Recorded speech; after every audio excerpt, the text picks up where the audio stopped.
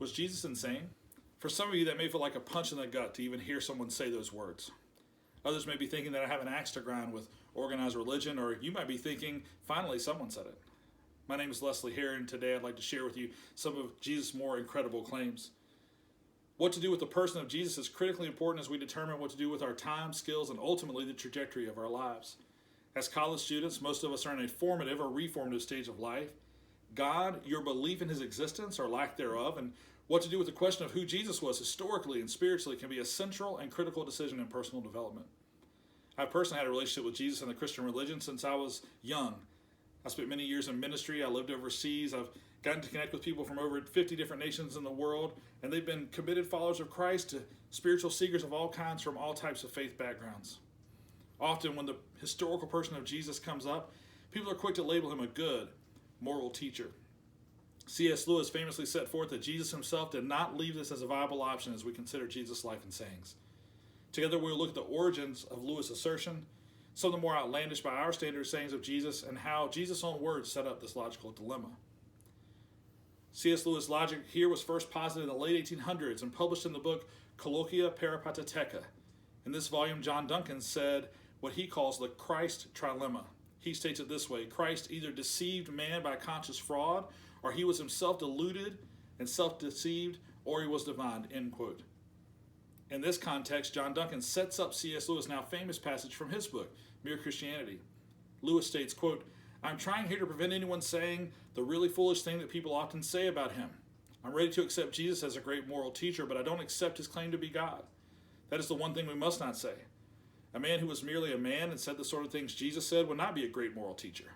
He would either be a lunatic, on a level with the man who says he's a poached egg, or else he would be the devil of hell.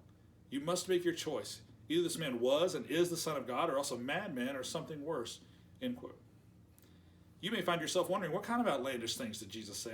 I thought he was a good moral teacher, and Jesus only wants us to love everyone. Now, while the historical person of Jesus is someone to be admired, Misters Lewis and Duncan were onto something here.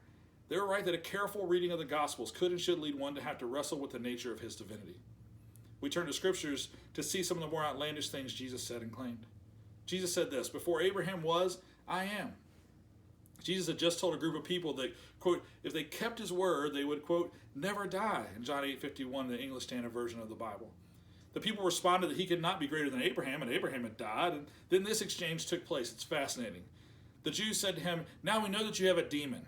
Abraham died, as did the prophets, yet you say, if anyone keeps my word, he will never taste death. Are you greater than our father Abraham, who died, and the prophets died? Who do you make yourself out to be? Jesus answered this way, if I glorify myself, my glory is nothing. It is my Father who glorifies me, of whom you say he is our God. But you have not known him. I know him. If I were to say that I do not know him, I would be a liar like you. But I do know him, and I keep his word. Your father Abraham rejoiced that he would see my day. He saw it and was glad. So the Jews said to him, you're not 50 years old, and have you seen Abraham? Jesus said to them, truly, truly, I say to you, before Abraham was, I am. John 8:52-58. Now, Abraham lived 1,800 to 2,100 years before Jesus, depending on which scholars you trust. The Jews of that day, they knew the disconnect immediately. Jesus, at this time, was somewhere between 30 and 33 years of age, and he was claiming to have known what Abraham wanted and even what Abraham currently saw. They called out this logical fallacy, and instead of Jesus backing away, he doubles down on the premise. He essentially says, before this person that lived 2 millennia before me existed, I currently exist. That would be akin to me saying, before Marcus Aurelius was, I am. I'm certain this assertion would get me laughed out of most conversations and possibly lead to me being placed in a mental institution. Of course, the phrase I am was more than just 2 words. It was actually a cultural touchstone for the way the God of the Old Testament referred to himself, which leads us to Jesus' most outlandish claim. Jesus blatantly claimed to be God. He did this most overtly in John's Gospel in response to a question from some of the Jewish people that day. They asked Jesus to not keep them in suspense, but tell them plainly who he was. Jesus ended his response with, quote, I and the Father are one, end quote, from John 10:30. The people picked up stones to stone him for blasphemy. It's clear from the response of the people there and this account that they took his words to mean that he claimed to be God. There was no other conclusion to be drawn from his words then or now.